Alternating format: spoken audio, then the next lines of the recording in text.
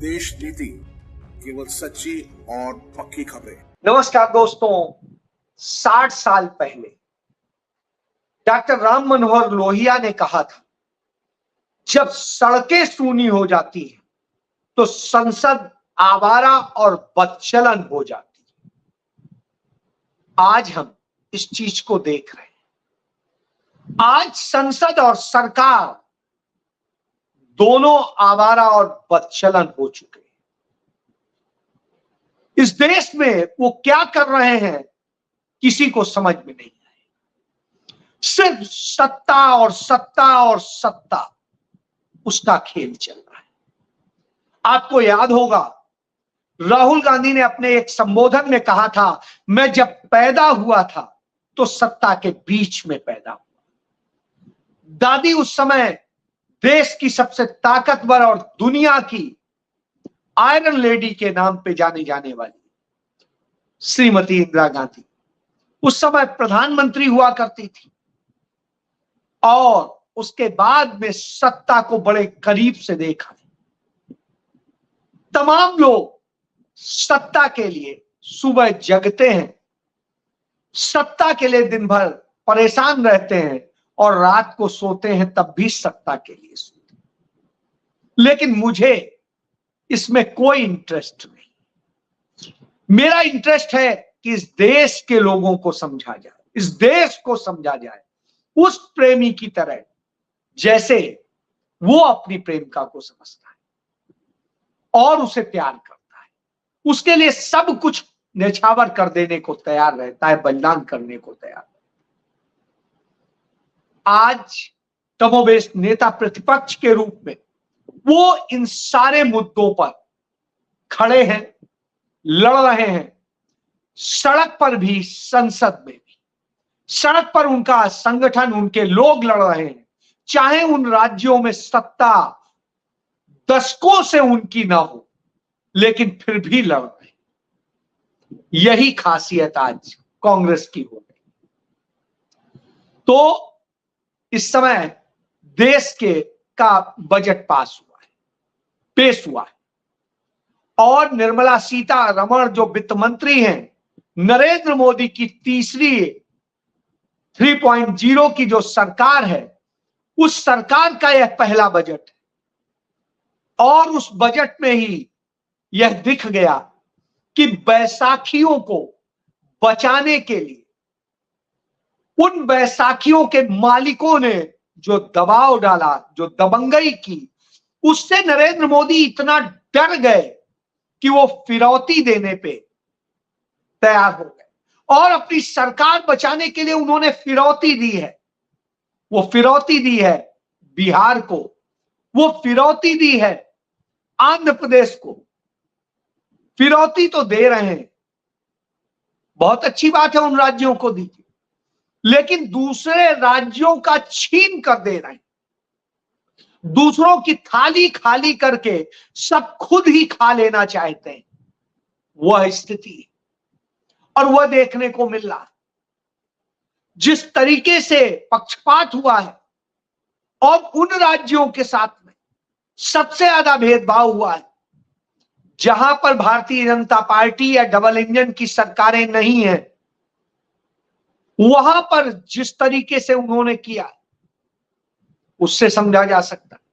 तमिलनाडु हो, केरल हो, कर्नाटक हो, तेलंगाना हो, आगे महाराष्ट्र हो, इधर आप चाहे देखिए पश्चिम बंगाल हो, उड़ीसा भी, मध्य प्रदेश जहां ये खुद जीते हैं, छत्तीसगढ़ जहां ये खुद जीते हैं, राजस्थान जहां ये खुद जीते हैं, हिमाचल हो। तो इस तरह से इन्होंने अन्याय किया है। जब इस तरह से अन्याय किया हो, निश्चित रूप से उस पर चर्चा बनती है। और यही वजह है कि नेता प्रतिपक्ष लोकसभा में राहुल गांधी और नेता प्रतिपक्ष राज्यसभा में मल्लिकार्जुन खड़गे ने आज नेतृत्व किया, संसद में भी और संसद के बाहर। संसद के बाहर इंडिया अलायंस पूरी तरह एकजुट होकर के इस अन्याय के खिलाफ लड़ता दिखाई दिया। वो आज इस अन्याय पर बात कर रहा था और नरेंद्र मोदी के लिए के खिलाफ आज नारे लगा रहा था। जिस तरीके से बजट आया है, उस बजट में तो पहले कारपोरेट का बजट है, उसमें किसी व्यक्ति को कोई लाभ देने का नहीं। हर जगह कारपोरेट को कैसे फायदा दिया जाएगा, यह पूरा बजट उसके हिसाब से बना है। न इसमें किसान का कहीं जिक्र है, न कहीं इसमें जिक्र है दूसरे और तमाम समुदाय का। तमाम सारे लोग इससे दुखी हैं कि पहली बार ऐसा बजट देख रहे हैं जिसमें अन्याय किया जा रहा है। जो राज्य इस देश को बड़ा देते हैं, सहयोग करते हैं वित्त में, जिन राज्यों से सबसे ज्यादा टैक्सेस आते हैं, उन राज्यों तक को इग्नोर कर दिया गया। आप दीजिए, मदद कीजिए गरीब राज्य की, लेकिन दूसरों का निवाला तो मत छीन। लेकिन दूसरों का निवाला छीन के किया जा रहा है, निश्चित रूप से उससे तकलीफ होगी क्योंकि शिक्षा के बजट में कटौती की गई। शिक्षा जिसको हर कोई कहता था, चाहे भीमराव अंबेडकर हो, चाहे महात्मा गांधी हो, चाहे पंडित जवाहरलाल नेहरू हो, सभी लोग बार बार कहते थे कि शिक्षा सबसे ज्यादा जरूरी है। यदि हमारे देश के लोग शिक्षित होंगे, योग्य होंगे, ज्ञानवान होंगे, तो उन्हें कोई मूर्ख नहीं बना सकेगा और वो सही को सही और गलत को गलत कह सकेंगे, उसे एग्जामिन कर सकेंगे। लेकिन इस सरकार ने उसमें कटौती की है और घरों को कर्जदार बनाने का काम किया है कि पढ़ाई के नाम पर जो आप कर्ज लें, कर्ज से पढ़ाइए, सरकार आपको सस्ती अच्छी शिक्षा नहीं दे सकती। इससे आप समझ सकते हैं कि सरकार क्या करना चाहती है, क्योंकि तमाम बड़े स्कूल्स, तमाम बड़े इंस्टीट्यूट्स प्राइवेट सेक्टर में खुले, यूनिवर्सिटीज खुली। आप जाइए, वहां ठगे जाएंगे और सरकारी इंस्टीट्यूट्स में फीस कई कई गुना बढ़ा दी गई। तो वहां पर भी तमाम चीजें आउटसोर्स की जा रही हैं उन कंपनियों से जो संघीयों की है। तो आप इससे समझ सकते हैं शिक्षा को कैसे बर्बाद किया जा रहा है। वही दूसरी तरफ किसान की बात होती है, किसान के बजट में भी कटौती है और किसान को सीधे कोई लाभ देने का नहीं है। किसान को बिल्कुल खत्म करने का काम किया गया है। ऑर्गेनिक खेती और दूसरी खेती, उन्नत खेती के नाम पे, ट्रेनिंग देने के नाम पे कारपोरेट को पैसा देने की व्यवस्था की गई। तमाम उर्वरक और दूसरी चीजों के नाम पे कारपोरेट को पैसा देने का काम किया गया, लेकिन किसान को मदद नहीं, किसान के लिए कुछ नहीं है। एमएसपी पर लीगल गारंटी, जितनी फसलों पर दी जानी चाहिए उन पर एमएसपी, ये सब कुछ नहीं होगा। इससे शिकायत है कि अग्निवीर योजना को लगातार आगे रखा जा रहा है और पूरी सेना को ही अग्निवीर बनाने पर काम किया जा रहा है और जिस तरीके से सेना के अतिरिक्त दूसरी तमाम सेवाओं में अग्निवीर स्टाइल में ही अब करने का है। और अग्निवीर से भी बुरा, आउटसोर्स कंपनियों के थ्रू लोगों को रखने का पूरा सरकार ने प्लानिंग करी, उसमें भी कटौती हुई। तो सेना में भी कटौती हुई, उसके बजट में भी, जबकि यह उस दौर में है जब चीन पेंगोंग झील पर अपना ब्रिज बना चुका है, उससे वो अपने टैंक ला सकता है। अवैध तरीके से किया जा रहा है जो कि भारतीय सीमा में, लेकिन लगातार चीन कब्जा करता चला जा रहा है, पक्के निर्माण करता चला जा रहा है, गांव बसाता चला जा रहा है और हमारी सरकार एक शब्द नहीं बोल सकती। ये हालात। दूसरी तरफ चिकित्सा में यही चीज हुई है कि जिस तरीके से हेल्थ का बजट की जितनी डिमांड थी उससे 73% कम दिया गया और जो दिया गया है उसमें कारपोरेट को फायदा देने का काम किया गया है कि आप एक्सरे मशीन खरीदेंगे तो वो थोड़ा सस्ता हो जाएगा, दूसरे इक्विपमेंट खरीदेंगे तो सस्ते हो जाएंगे, लेकिन आपको इलाज में कुछ सस्ता अच्छा फ्री नहीं मिलेगा। जो सरकार की स्वास्थ्य, शिक्षा, जल, जीवन ये होता है, उसको आपसे छीनने का काम किया गया। आपकी अपनी प्रॉपर्टी तक पे टैक्स लगा दिए गए, लेकिन वही कारपोरेट को फायदा देने के लिए तमाम चीजें की जा रही। सोने पे 3% टैक्स है और किसानी के प्रोडक्ट पे 18% टैक्स। सोच सकते, दूध से लेके तमाम सारी चीजों पे टैक्स।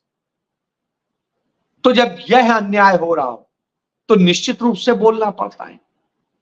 कुछ राज्यों को सब कुछ दे दिया क्योंकि वो सत्ता चला रहे हैं, तो कुर्सी बचाओ जो बजट है, सरकार बचाओ बजट है, उस बजट से आपने सरकार बचाने का काम किया है, देश बचाने का काम नहीं किया है, देशवासियों के लिए नहीं किया है, जनगणना के लिए जो करना था वो नहीं आपने किया है। और आप इसके जरिए हक मारने का काम करते हैं। आप युवाओं को जो ट्रेनिंग देने का जो कांग्रेस का प्रोग्राम था, उस पहली नौकरी पक्की, उसकी कॉपी जरूर करते हैं लेकिन वो अभी नहीं करते। उसमें 8,500 रुपए महीना मिलना था, यहां 5,000 देंगे और आप नहीं देंगे। 500 कंपनियों को आप सौंपेंगे, कंपनी अपने लिए लोग तैयार करें और उसकी ट्रेनिंग में 5,000 रुपया मिलेगा, जिसमें भी सरकार योगदान करेगी। सरकार एक मुश्त उस कंपनी को पहले 15,000 दे देगी, यानी 3 महीने का पैसा उसने ऐसे ही दे दिया, और उसके बाद वो और योगदान देगी हर महीने। तो इस तरह से करके उससे भी कारपोरेट को फायदा दिया जाएगा और कारपोरेट को यह भी लाभ दिया जाएगा कि वो अपने CSR का फंड इसमें यूज करे। यानी जो वो जन कल्याण का काम करना अनिवार्य होता है, वो अब उसे करने की जरूरत नहीं पड़ेगी, वो इसी में अपना खर्चा दिखा देगा। जबकि वो अपने यहां जो कर्मचारी भर्ती करते हैं उनको ट्रेनिंग देते हैं, और जब देते हैं तो वो उन्हीं का उल्टा पैसा बचाएंगे और सरकार को जबरदस्ती चूना लगाएंगे। सरकार यानी हमारा आपका पैसा, इसके नाम पर हमसे सेस लिए जाएंगे और बहुत कुछ। युवाओं को जिस तरीके से रोजगार न मिलने की स्थिति है, वह भी दर्शाती है कि सरकार यह रोजगार नहीं दे सकती, इसलिए रोजगार की दिशा में काम नहीं किया गया। सिर्फ आउटसोर्स होंगे, आप कंपनियों में जाएंगे, कंपनी के मुलाजिम बनेंगे, सरकार उनसे अपनी जरूरत के लोग मांग लेगी। तो सरकारी उसमें खत्म करना है, जिसके जरिए आरक्षण भी खत्म हो जाएगा। तो यह साजिश सरकार ने रची। जब इस तरह से करके आपके ऊपर टैक्स पर टैक्स लगाया जाएगा, जो आप बचत कर लेते थे कुछ चीजों में, आप अपना मकान बेचते थे, अपनी जमीन बेचते थे, अपना कुछ और बेचते थे, उससे बचा करके कुछ कर लेते थे, तो उसका भी फायदा सरकार ले लेगी, आपकी जेब पर डाका डालेगी। जो टैक्स स्लैब बनाए हैं, उस टैक्स स्लैब में भी इस तरह से किया है कि जो आपको छूट मिलेगी उससे ज्यादा कमाई सरकार करेगी। यानी यह सरकार आपको निचोड़ना चाहती, उसके लिए करना चाहती। जब सरकार इस तरह से कर रही हो तो आप किससे उम्मीद करेंगे? क्योंकि सरकार तो लोकतंत्र की होती है, हमारी आपकी होती, हमारी आपकी कस्टोडियन, लेकिन वो असल में काम कर रही है कारपोरेट के गुलाम की तरह और अपनी सत्ता बचाने के लिए। तब विरोध के सुर उठते हैं। विरोध के सुर आज देखने को मिले बिहार में, पटना में। वहां पर कांग्रेस पार्टी के यूथ के अध्यक्ष श्रीनिवास बीवी अपने साथियों के साथ प्रदर्शन कर रहे थे विधान भवन के बाहर।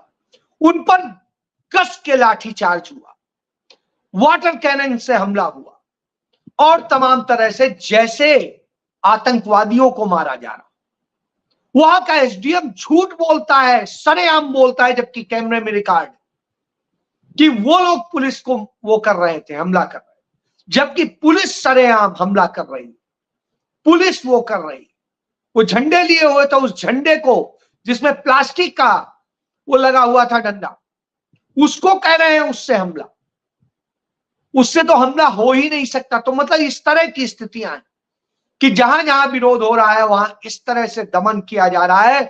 जो कहते थे लोहिया, उन्हीं लोहिया और जयप्रकाश नारायण के चेले इस समय वहां मुख्यमंत्री हैं और वह काम कर रहे हैं जो काम श्रीमती इंदिरा गांधी की सरकार ने आपातकाल तक में नहीं किया था, वह हो रहा है। तो यह आपातकाल से बुरा हाल है और अवैध आपातकाल है। उधर संसद में बोलने नहीं दिया जा रहा है, मुद्दे पे बहस नहीं करने दी जा रही, सरकार बहस से भाग रही।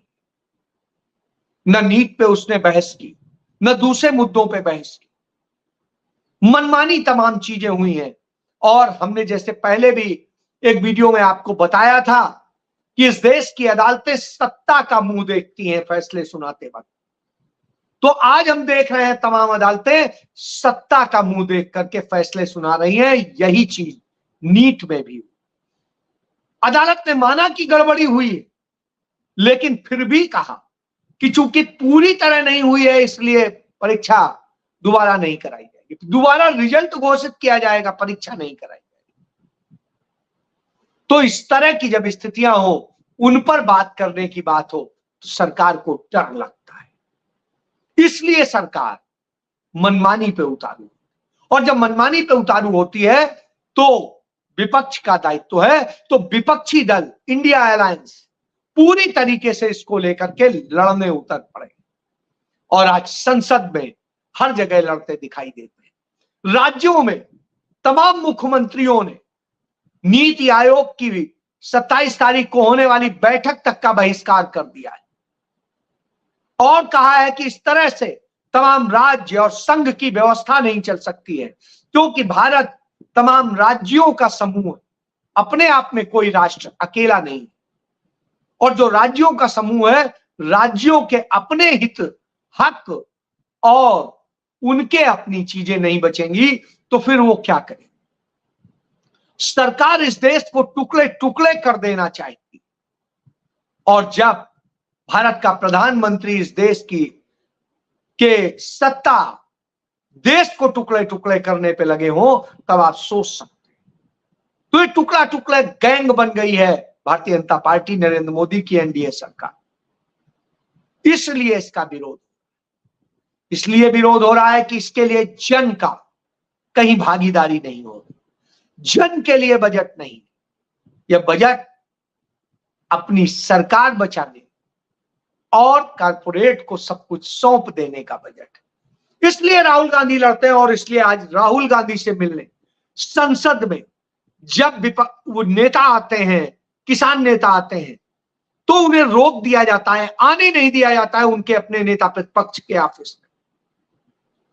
तब राहुल गांधी इसका विरोध करते हैं, तब कहीं आने की अनुमति मिलती है, वो उनके साथ चर्चा करते हैं और चर्चा करने के बाद वो कहते हैं कि उनके मुद्दों को, उनके मांगों को लेकर के वो लड़ेंगे और सवाल उठाएंगे और इस देश में आवाज बनेंगे किसानों की। इससे सरकार को डर लगता है, क्योंकि सरकार तो किसानों का हक मार करके पूंजीपतियों को देना चाहती थी, 3 कानून लाई थी, रद्द करने पड़े तो अब यह कर रही है। किसान आंदोलित है, बैठे हुए हैं पंजाब और हरियाणा की सीमा पर।